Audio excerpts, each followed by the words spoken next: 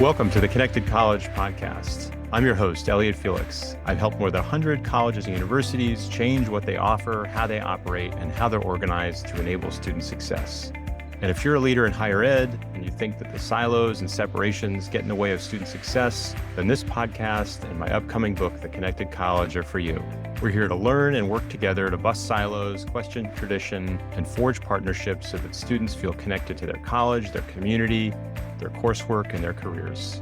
I've known Sanjit for 20 years. We've been friends since grad school at MIT, and I was lucky enough to advise him when he was the director at the GW Corcoran School of the Arts and Design. And now I serve on the board of trustees at MCAT, where he's the president. And whether it's at a barbecue or a board meeting, I always learn something amazing when I'm talking to him, as I did in this conversation about how leaders can build a culture of collaboration and see student success as part of broader community success.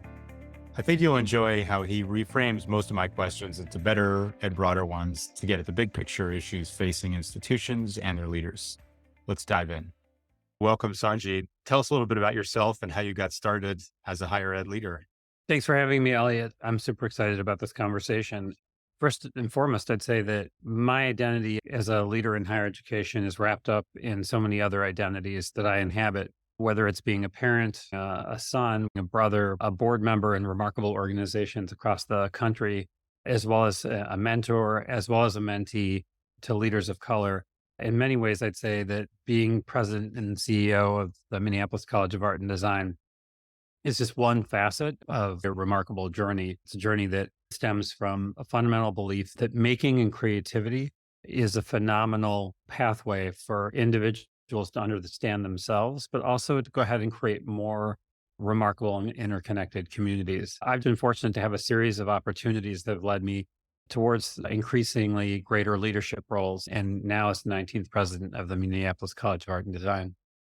I love making and creativity as the tools or the ingredients for understanding yourself and creating remarkable communities. I'm excited to dig into that as this conversation plays out.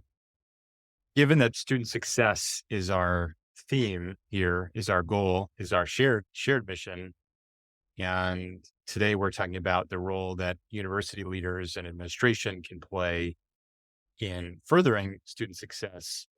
I'd love to hear how you define it. What does student success mean to you? How do you define that? I think for me, student success is kind of and I'm not critiquing the question per se, but I am saying that I'd like to contribute to the question that you're asking, which is that Sure. like there needs to be a hyphen or there needs to be some kind of like an addendum, because I think by simply asking what student success looks like, what you're doing is you're detaching the steering wheel from the shocks, or I don't know the automotive metaphor here, but I think you're removing part of the vehicle, because I think you have to ask yourself what community success is and what student success looks like within that. And by that, it's to say that student success is only as good as faculty and staff success, right? It's only as good as board success. It's only as good as the ecosystem that you're able to support. I think that's been, for me, one of the fallacies within higher education, which is this notion of somehow saying it's the student's first mentality. And while I appreciate students are the thrust of the kind of reason why institutions in higher education exist, unless you're a research institution, the college that I'm at is certainly tuition driven. So it certainly relates to financial sustainability. But I think we're amiss when we simply look at it from student success. That being said, I'll still take your question, but I'll say that for me, the question is interconnected. And so I feel like I need to put that out there. But I'd say that it's a thriving culture of care, experimentation, risk taking, and innovation. We think we can build equity-minded creative practices, innovation-minded creativity practices that are all connected by this glue of empathy. That empathy is that kind of universal binder. I think there are probably institutions out there that have a more formalized view of success. I embrace the stickier version of success, the more asymmetrical version of success. I love the idea that student success can't be separated from community success, and that you're only as good as the faculty, the staff, the board, the corporate partners, the ecosystem you create. And it's interesting you bring that up, because I think in a lot of other sectors that aren't as mission driven, There's a famous quote from Richard Branson about, you don't put your customers first, you put your employees first. Because if you have happy employees, you have happy customers. That's a really interesting way of looking at it and challenging the notion. Maybe it's about being student centered, not student first. It's like community first or something. I don't know. What role do you think president, provost, dean, leadership and administration play in enabling student success? The natural inclination, as you're asking that question, I imagine the churning of initiatives with goofy acronyms and retention efforts and someone talking about persistence. And I guess I would say that probably for me, the inclination that I think that leaders need to do is really shut up and listen. Because I've been thinking a lot about this idea of how you turn Michel Foucault's seminal text on fearless speech, this idea of truth to power, but turn it on its head. And I'm more interested in talking about fearless listening. What does it take to have the condition for a leader to truly understand the specific idiosyncrasies? And I say that in the most positive way, the specific idiosyncrasies of your own community, to understand what success means that goes beyond an article you may have read in Chronicle of Higher Education, but really to do that deep listening to understand what's unique about your community. And that while HLC may have their standards of accreditation that say this is what we consider to be student success, be able to tease it out for yourself. So I guess I wonder if leaders need to have a more advanced form of listening and circulation. Listen before you speak. You have to do that fearless listening to understand your community and what success means to them before you can think about churning through initiatives with goofy acronyms. Once you've done the listening, what are some of the most important things for you to do? How do you bridge between the fearless listening and the initiatives that make a difference for students and within your community? Yeah. And I think that for me at that stage, because you're right, I'm not beyond me glibly saying I want to just listen and not churn out initiatives. Eventually, there's an important impetus to act. I have a series of criteria when I think about acting. The bigger question I have that I always have is how can we create, equity-minded creative communities of excellence that exist well beyond any single experience or the walls of any physical location? Can this help achieve that broader goal? How can what we do create more accessible communities of learning? The decisions we make should not limit access, but rather maintain or open up additional avenues for access.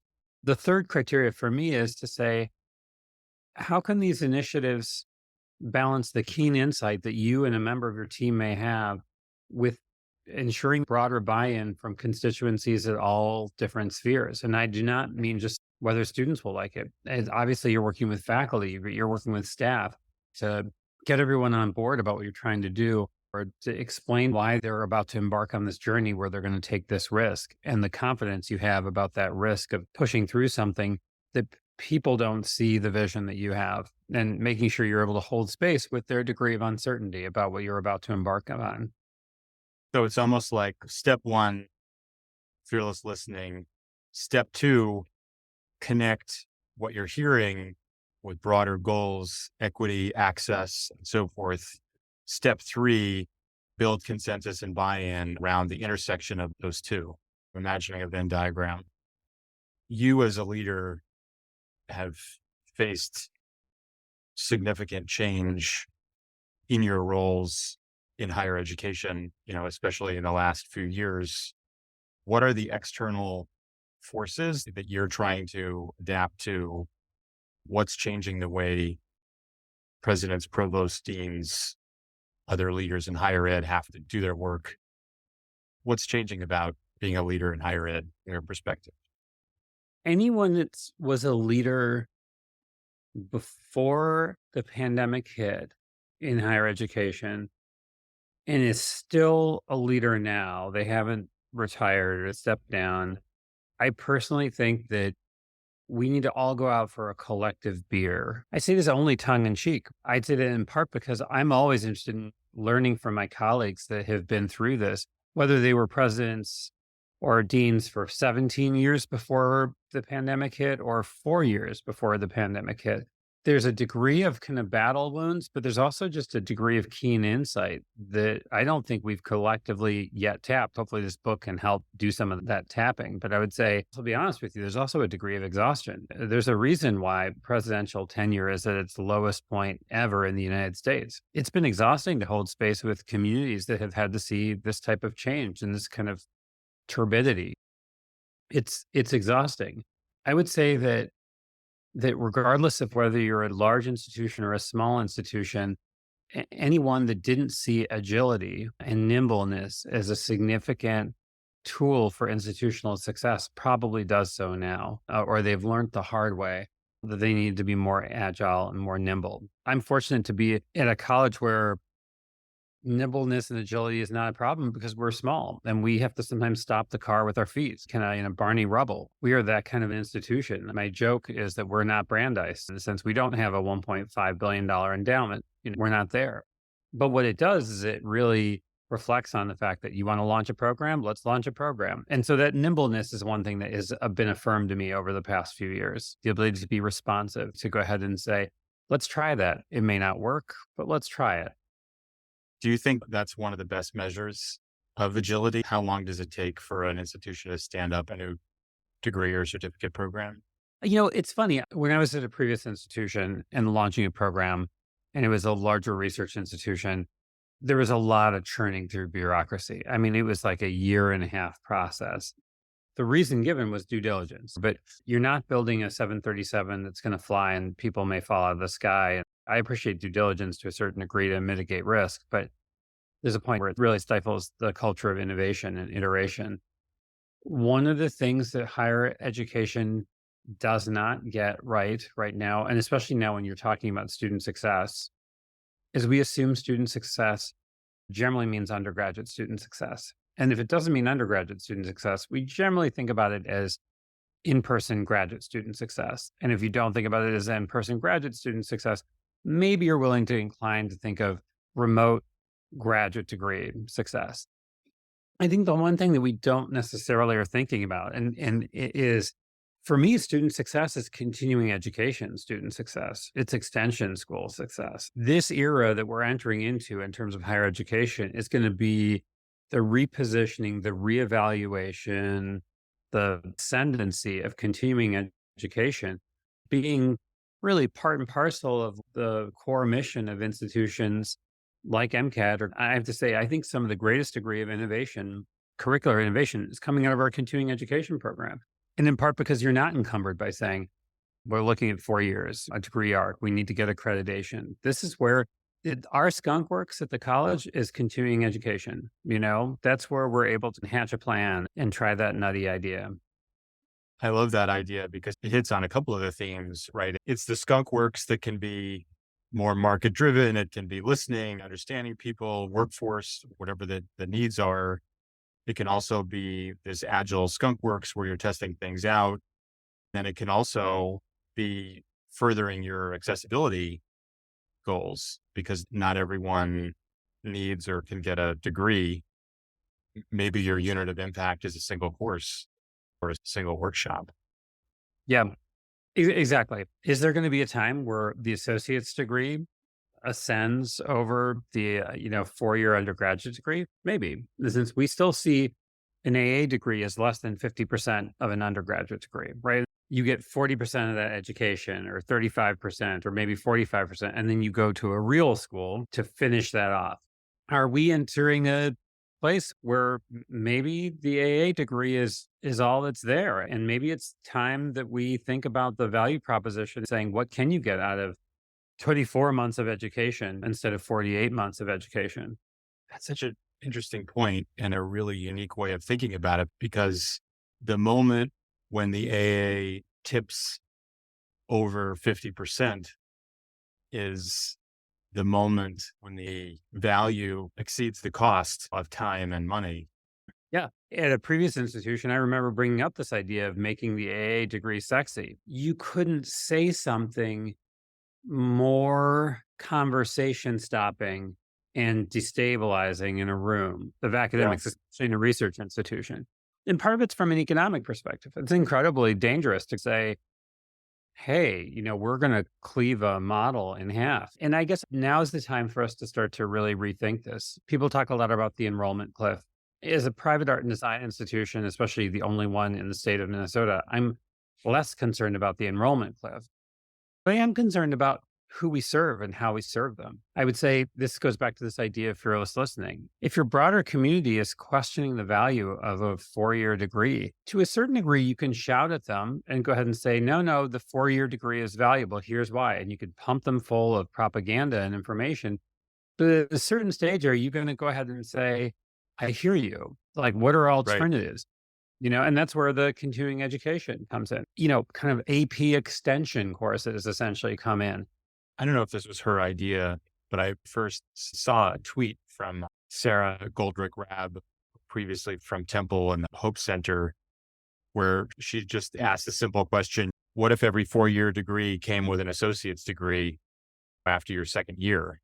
I just think about what a game changer that would be, especially for the people who like drop out after 2 years. If you didn't leave empty handed, there's 39 million Americans with some college and no degree. In a new paradigm, if you got the associates at the halfway point or even before, how would that change things? Yeah, I mean, this is the time for us to start to really have these conversations. I think that it's time to go ahead and, quite frankly, it would be great to get 8 people in a room and lock the door for a little bit and just kind of like say, like, hey, like, what's the radical repositioning here? In the same way, I think you and I have talked about the fact that we're not financially able to at the college right now, but I'd like to, which is what happens if we smooth the distance that, as you physically go ahead and go up on the graduation stage, most times you're climbing up steps, you're going across the stage, then you're climbing down steps, right? Something happened. You go from student to alumni. What I wonder is how do you make that less steps and more of a gentle slope? That's actually the cliff that That's the you cliff. want to worry about. The Exactly. student to alumni cliff. That's, you want a gentle slope. What happens if when you get that degree, you've earned continuing education courses for life for free? In the sense, like, what happens if it's a all you can eat educational buffet, Yeah. or you put in a 10% buy-in for every single course that you take. So there's something that says you're serious enough to take it. So it has some degree of value. But what happens if you say, from our college, over 40% of our students are Pell eligible, which means that they have a significantly depressed joint family income coming into it. When they cross that graduation stage, as alumni, we no longer call them Pell eligible because Pell all of a sudden doesn't apply anymore, right? But this idea that 40% of our students that are graduating can't run up to their father's cabin on the North Shore and figure out what they're going to do with the rest of their life, right? And since Yeah. they are economically fragile. And now they're economically fragile without a system of support. Now, they can access our career services. We offer that. But there's an opportunity for us to change the model. And this goes back to student success.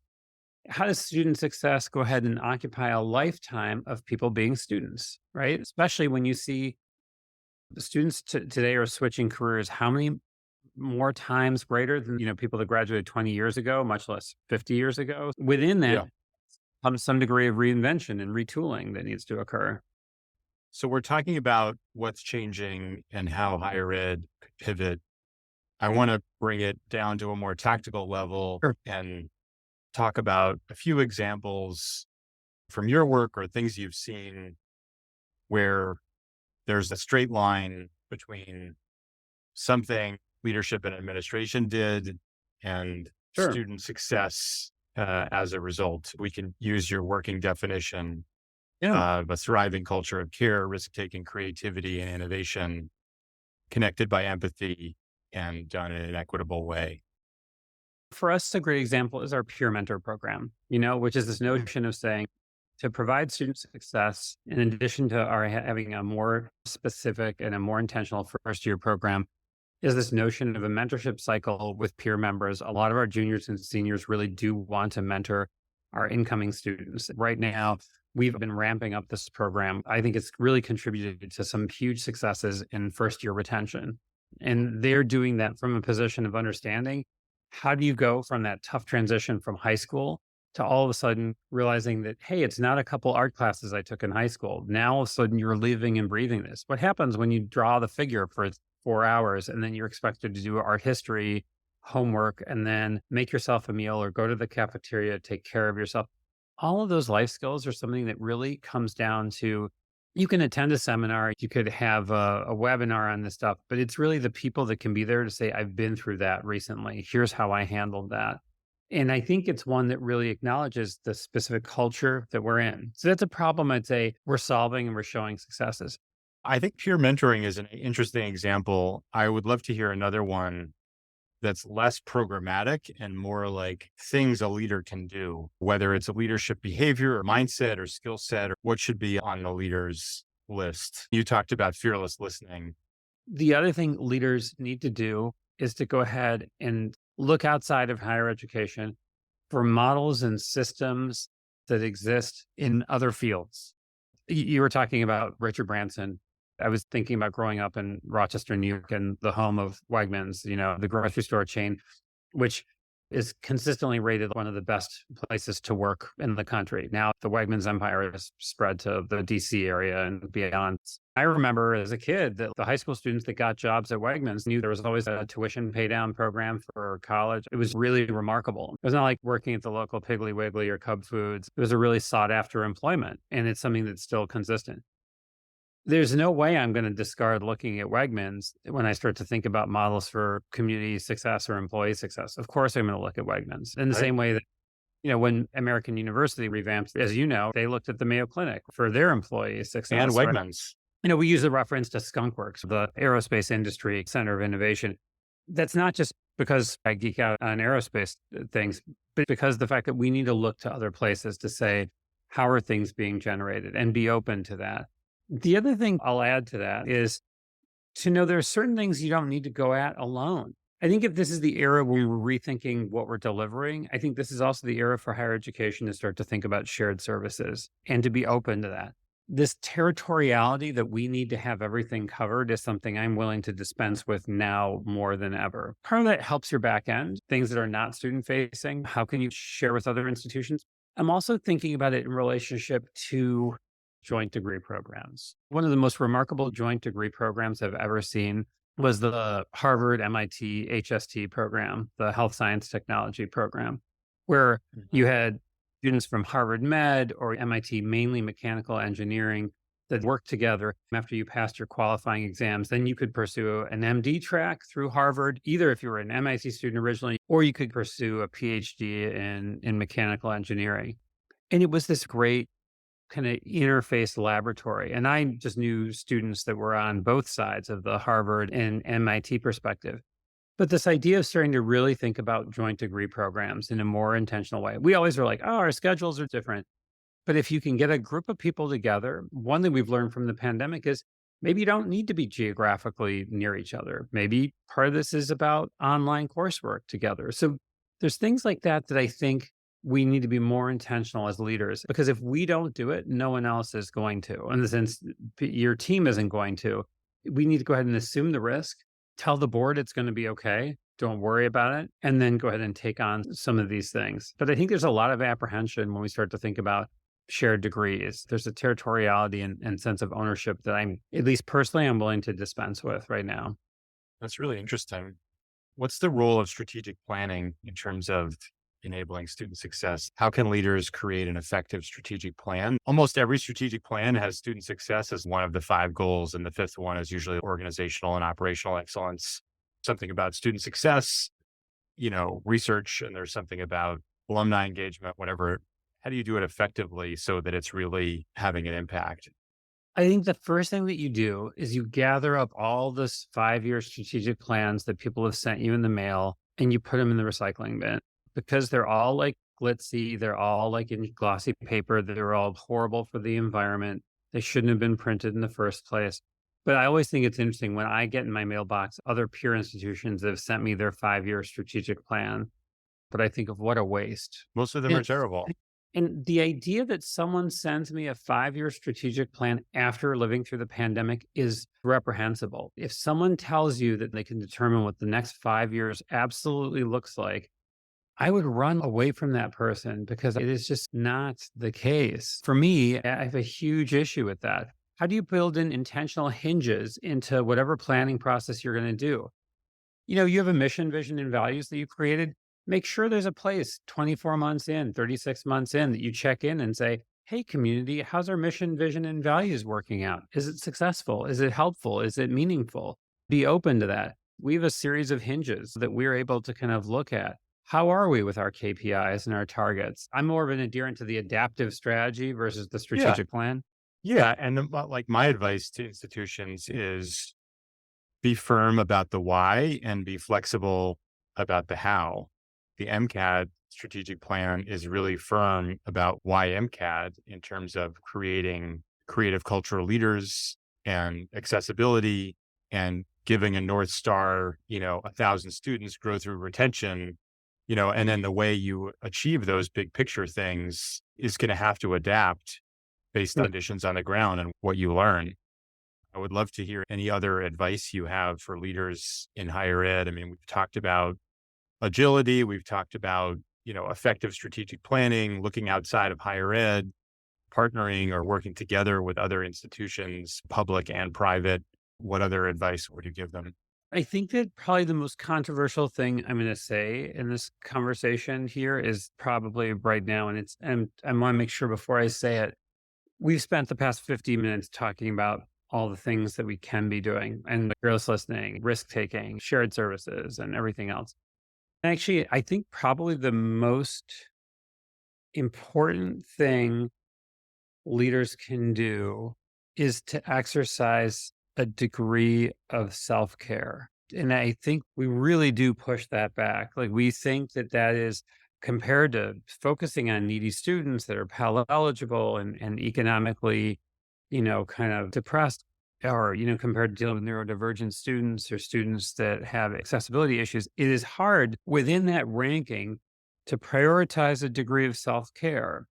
And I would say that it is something that leaders, and I'd say in particular, your senior leadership team suck at. We generally suck at it. There's a reason why presidential tenure is its lowest point in time, because we as industry leaders, and I'm not blaming it on anyone else other than ourselves in the sense, like, I think we have not prioritized self-care. We assume because most presidents are the highest wage earners in the institution that somehow that compensation, that title, that privilege of holding that title comes with somehow kind of a degree of self-sacrifice in a way that I think more and more is highly problematic. And I will be the first to say, I don't exercise anywhere near as much self-care as I'm trying to espouse that one should. We apologize for taking a morning to rake your lawn instead of writing 14 emails, or we feel like we have to make up for it by bringing our laptop on vacation.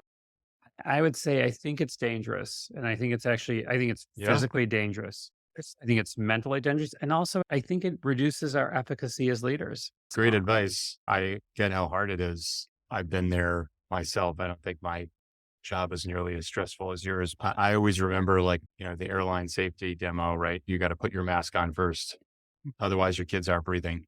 Right. No, I think that's really important. And so I guess I'd say it's hard when you're responsible to a board and they've got very specific KPIs, and none of the KPIs within a board is self-care for the leader itself. It's something you have to be intentional about and create that space. And it's uncomfortable sometimes.